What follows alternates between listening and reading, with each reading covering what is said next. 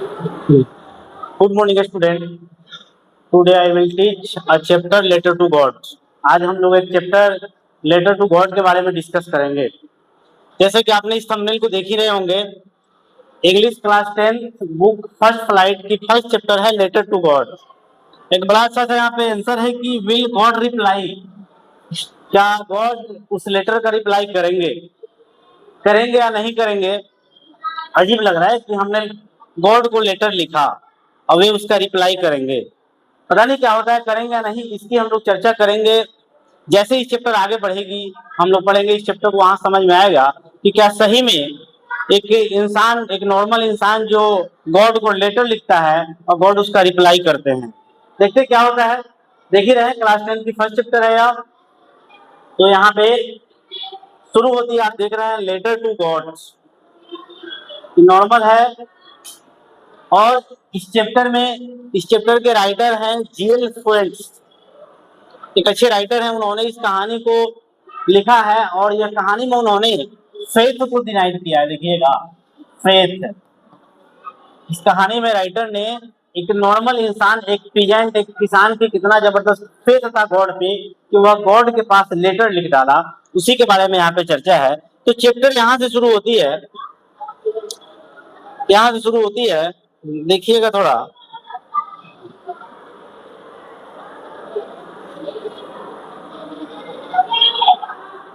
हाँ, चलिएगा। The house, the only one in the entire valley. पूरे पहाड़ों की जो घाटियां वैली है उसमें एक ही घर है एक इंसान का। Set on the crest of the low hill, देख रहे हैं, पूरे पहाड़ों में, पूरे वैली में एक ही घर है। और जो कहाँ है बच्चा, कि set on the crest of the low hill. Crest मतलब होता है टॉप ऑफ द हिल, पहाड़ों के चोटी के ऊपर। पहाड़ों के चोटी के ऊपर एक ही घर है, एक ही इंसान का। देखिएगा, फिर कहता है कि from this height one could see the river. जहाँ पे घर बना हुआ है ना पहाड़ों के ऊपर चोटी पे, एपेक्स पे, वहां से आप क्या क्या देख सकते हैं, रिवर को। And the field of the right corn dotted with the flower. और मक्का का खेत जो होता है ना, कॉर्न मतलब मक्का, मक्का का खेत को देख सकते हैं जिसमें फसल के लिए फूल पकड़ा हुआ है। That always promised a good harvest.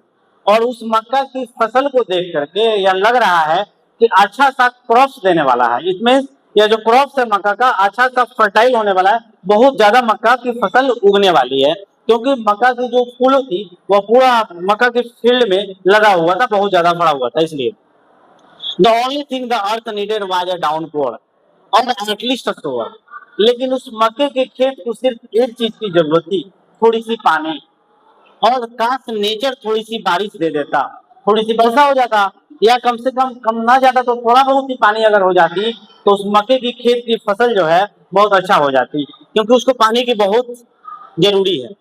Through out the morning Lencho, सुबह से ही। अच्छा देखिएगा, उस पहाड़ के वैली में जिस किसान का घर है, जिस पीजेंट का घर, उसका क्या नाम है बच्चा, उसका नाम लेंचो है, लेंचो। चलिए, तो यहाँ पे कहा कि now we are really going to get some water. ओमेन, ओमेन जो है बच्चा यहाँ पे लेंचो की वाइफ है। तो जो लेंचो की वाइफ है वह कह रही है कि now we are really going to get some water. Really में हम लोगों की थोड़ी वाटर की जरूरत है, थोड़ी पानी की जरूरत है, थोड़ी बारिश की जरूरत है। यानी ओमेन को भी पता है, लेंचो की वाइफ को भी पता है कि अगर बारिश नहीं होगी तो फसल बर्बाद हो जाएगा, मक्का की फसल नहीं हो पाएगा। और ये जो किसान है टोटली डिपेंड है अपने क्रॉप से। इसीलिए यस गॉड विलिंग, लेंचो क्या जवाब दिया, हाँ गॉड विलिंग, गॉड की मर्जी, भगवान की मर्जी, वो चाहेंगे तो बारिश हो जाएगी। The older boys where working in the field. अच्छा, लेंचो की जो बड़ा वाला बेटा है वो फील्ड में काम कर रहा होता है, यानी खेतों में काम कर रहा है। While the smaller one were playing near the house. और जो छोटा वाला बेटा बच्चा है उनका, नहीं छोटा वाला जो बेटा है वो वहीं पे खेल रहा होता है। Until the woman calls them all, जब तक उसकी माँ उसको बुलाती नहीं है। क्यों, कम फॉर डिनर। यानी हमने कहा कि लेंचू के दो बेटे हैं, बड़े वाले बेटे खेतों में काम कर रहे होते हैं, छोटा वाला बेटा वहीं पे खेल रहा होता है अपने घर के पास ही। और उसकी माँ बुलाती है उसको, क्या हो, क्यों बुलाती है, डिनर के लिए, खाने के लिए। क्योंकि it was during the meal time, क्योंकि रात का खाने का टाइम हो चुका था, इसीलिए उसकी माँ उसको डिनर के लिए बुलाते हैं। जस्ट एज, देखेंगे आप कि just as Leandro had predicted, big drop of rain began to fall। और लेंचो ने प्रेडिक्ट किया था कि जो बारिश आएगी उसकी बड़ी या तो बड़ी बड़ी बूंदे आ पड़ेगी, नहीं तो छोटी छोटी बूंदे आएंगी। बारिश होगी तो या तो बड़ी वाली बूंद होगी, नहीं तो छोटी वाली बूंद होगी। तो लेंचो ने क्या प्रेडिक्ट किया कि the north east huge mountains of cloud could be seen approaching, क्योंकि नॉर्थ ईस्ट डायरेक्शन से बहुत सारा बादलों का झुंड आता हुआ दिखाई दे रहा था। The man went out for no other reason than to have the pleasure of feeling the rain on his body. और लेंचो के लिए इससे बड़ी कोई हैप्पीनेस नहीं हो सकती है कि उसके खेतों के लिए पानी आ जाए, बारिश आ जाए। जैसे बारिश आएगी, पानी आएगी, वह खुश हो जाएगा, क्योंकि उसको फसल को, यानी जो उसकी कॉर्न का फसल है, कॉर्न का जो उसका क्रॉप है, उसके लिए रेन चाहिए, और उसी के लिए रेन अभी दिख रही है क्लाउड आते हुए। वही कहता feeling on the body. And when he returned, he exclaimed, "These are not raindrops falling from the sky. They are new points." अच्छा, इस बारिश को बूंदों को बारिश की बूंद नहीं कर रहा है लेंचो, क्या कर रहा है वो? कह रहा है कि it is a new points, ये एक न्यू पॉइंट्स है, यानी ये एक सिक्का है, कॉइन है। क्योंकि बारिश जब हो रही है तो समझो सिर्फ बारिश नहीं हो रही है, बल्कि यह कॉइन गिर रही है, ऊपर से पैसे गिर रहे हैं, क्योंकि यही जो है वह क्या करेगा, यही जो कॉइन है वो फसल रेडी करेगा। इसलिए वह बारिश की जो बूंदे है, रेन ऑफ ड्रॉप्स है, उस ड्रॉप्स को उन्होंने कॉइन से कंपेयर किया लेंचो ने। द बिग ड्रॉप, और देखिएगा जो बड़े वाली बारिश की बूंदे होगी उनका कंपेयर 10 सेंट, 10 रुपए की कॉइन, 10 रुपीज की कॉइन से किया है। एंड लिटिल वन, जो छोटी बारिश की बूंदे होगी उसका कंपेयर लेंचो ने 5 रुपए की कॉइन से किया है, 5 रुपए की सिक्कों से किया है। With a satisfied expression, देखिएगा, with a satisfied expression, he regarded the field of ripe corn with its flower draped in the curtain of rain. क्योंकि उसको पता है लेंचो को कि जैसे बारिश होगी उसका जो फसल है वो बहुत अच्छा हो जाएगा, इस बार उसको कभी किसी चीज की कमी नहीं होगी, पूरा खेतों में पानी हो जाएगी, और जब पानी होगी तो फसल से पूरा लग जाएगा खेत, इसीलिए पानी की जरूरत है, इसीलिए इतना खुश है लेंचो बारिश की आसार देख करके। But suddenly a strong wind began to blow, and along with the rain, very large hailstones began to fall. लेकिन कहानियां में कुछ और होती है, यहाँ पे गॉड को कुछ और मंजूर होता है। तुरंत जो है, अचानक जो है तेज आंधी आ जाती है, तूफान आ जाती है, और उसके साथ साथ क्या होती है, हेलस्टोन, बर्फ गिरना शुरू होता है। These truly resemble new silver coin. शुरू में तो बर्फ कैसा दिखता है, लग रहा है कि पूरा सिल्वर का कॉइन है, एकदम व्हाइट व्हाइट, उजला उजला। The boys exposing themselves the rain ran out to collect the frozen pulp. और जो बड़े वाले, यानी जो बच्चा है, लेंचो का जो बेटा है, वह क्या करता है, जाकर के उस बर्फ के टुकड़े को इकट्ठा कर करके अपने घर में लाता है, क्योंकि उसको समझ रहा है कि कॉइन है वो एक सिल्वर है, इसलिए खुश होकर के उसको मोतियों की समझ करके, मोती समझ करके उसको उठा रहा है। It's really getting bad now. लेकिन वही कहा कि ईश्वर को कुछ और मंजूर था, लेकिन कुछ ही देर में यह बुरी चीजों में बदल गया। क्या हो गया? एक्सक्लेम द मैन, लेंचो को बड़ा आश्चर्य हुआ कि I hope it passes quickly. Lencho को लगा कि जो बर्फ गिर रहा है कुछ ही देर में खत्म हो जाएगा। It did not pass quickly, लेकिन ऐसा नहीं हुआ, बहुत जल्दी खत्म नहीं हुआ है। क्यों?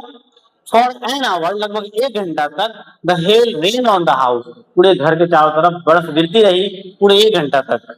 The on the house, the garden, the hillside, the cornfield, on the whole valley. पूरी मक्का का खेत हो, चाहे पूरे हिल साइड हो, पहाड़ हो, या पूरे वैली हो, पूरा का पूरा एकदम भर जाता है। किससे? हेल स्टॉर्म से, यानी बर्फ से पूरा भर जाता है। द फील्ड वाज व्हाइट, जो मक्का का खेत था, जो कॉर्न का फील्ड था, वो पूरा बर्फ की वजह से व्हाइट दिखने लगता है। And it covered with salt, लगता है कि जैसे उस पर नमक बिछा दिया गया पूरे खेत में, इस तरह दिखाई देने लगता है। क्योंकि हमने देखा अभी कि लेंचो को उम्मीद था कि थोड़ी बारिश हो जाएगी तो उसकी क्रॉप, उसकी जो कॉर्न की क्रॉप्स है, मक्का की फसल अच्छा हो जाएगा, लेकिन ऐसा नहीं हुआ। इतनी तेज हेलस्टॉर्म हो जाती है तो उसका पूरा का पूरा फसल ढक लेता है, बर्बाद कर देता है। Not a leaf remain on the trees, मक्के के पेड़ पे एक भी ऐसा पत्ता नहीं है जिस पे बर्फ ना हो, सब पूरा बर्फ से ढक दिया जाता है। The corn was totally destroy, जो कॉर्न का, मक्का का जो फसल था लेंचो का, पूरा का पूरा बच्चा क्या हो जाता है? डिस्ट्रॉय हो जाता है, बर्बाद हो जाता है। अब बताइए, जिस इंसान की उम्मीद सिर्फ उस मक्के के खेत था, जो अपना लिवलीहुड, अपना जीवन यापन करने के लिए जो उस कॉर्न के फील्ड पर डिपेंड था, वही कॉर्न बर्बाद हो जाए तो उसकी मनोदशा क्या हो सकती है? The flowers were gone from the plant, जो मक्के की जो क्रॉप थी, फसल थी, उसपे जो फूल लगा हुआ था वो पूरा बर्बाद हो जाता है, खत्म हो जाता है। Lencho shawl was filled with sadness, याद रखिएगा कि जैसे यह कंडीशन होता है, लेंचो की जो शॉल है वो पूरी उदासियों से भर जाता है, लेंचो का मन जो है पूरे उदासियों से भर जाता है। When the storm had passed, जब तूफान बर्फ खत्म होती है, he stood in the middle of the field, तो खेत में जाकर लेंचो खड़ा हो जाता है। And said to his son, और अपने बड़े वाले बेटे से कहता है, क्या कहता है ध्यान दीजिएगा, कहता है लेंचो, इस सेंटेंस को समझिएगा, a plague of locusts would, a plague of locusts would have left more than this, यानी जो प्लेग ऑफ लोकस्टस मतलब होता है कीड़ों का झुंड, एक कीड़ा होता है। देखिए लेंचो ने कितनी, यहाँ पे राइटर ने कितना अच्छा इंग्लिश वर्ड का यूज किया है कि प्लेग ऑफ लोकस्टस, यानी जो कीड़ों के झुंड आता है, have left more than this, वो भी इतना बर्बाद नहीं करता है जितना हेल ने बर्बाद करके चला गया। यानी हेल जो है, ये जो तूफान है, हेल स्टॉर्म है, जो बर्फ है, वो इतना बर्बाद कर दिया, इतना दो, जो प्लेग ऑफ लोकस्टस है जो झुंड में आती है फसल को बर्बाद करने के लिए, वो भी उतना नहीं बर्बाद कर दिए, वो तो कुछ छोड़ के जाता है, तो हम लोग के लिए कुछ रहने देता है, लेकिन यह बर्फ शैतान ने कुछ नहीं रहने दिया, पूरा का पूरा कंप्लीट बर्बाद कर दिया। The hail has left nothing, इस हेल ने कुछ नहीं छोड़ा, सब खत्म कर दिया। This year we will no corn, लगता है कि इस साल हम लोगों के पास कॉर्न नहीं होगी, मक्का नहीं होगा। That night was the sorrowful one, यह रात उसके जीवन की सबसे दुख भरी रात थी। All our work for nothing, हम लोग जो भी काम किए इस खेत के लिए सब बेकार हो गया, कुछ नहीं मिला। There is no one who can help us, अब ऐसा कोई नहीं दिखाई देता है जो हमारा हेल्प कर सके। We will go hungry for this year, लगता है कि इस साल हम लोग भूखे रह जाएंगे। यानी हमने देखा कि लेंचो ने एक मक्का का फील्ड लगाता है क्योंकि उसका लिवलीहुड का एकमात्र मीडियम वह कॉर्न का फील्ड था। वो भी बारिश आती है, इतनी तेज बारिश आती है कि उसके साथ हेल स्टोन आ जाता है, बर्फ आ जाता है, वह बर्फ पूरे फसल को बर्बाद कर देता है। वैसा इंसान जो सिर्फ उसी क्रॉप पर डिपेंड है, वो भी उसके पास कुछ नहीं बचता है, सब खत्म हो जाता है। अब क्या करेगा, उसका दूसरा कोई लिवलीहुड का मीडियम है नहीं, तो लेंचो कहता है कि इस साल हम लोग भूखे रह जाएंगे। क्या सही में लेंचो इस साल भूखे रह जाएगा? क्या उसको मिलेगा कि नहीं क्रॉस खाने को?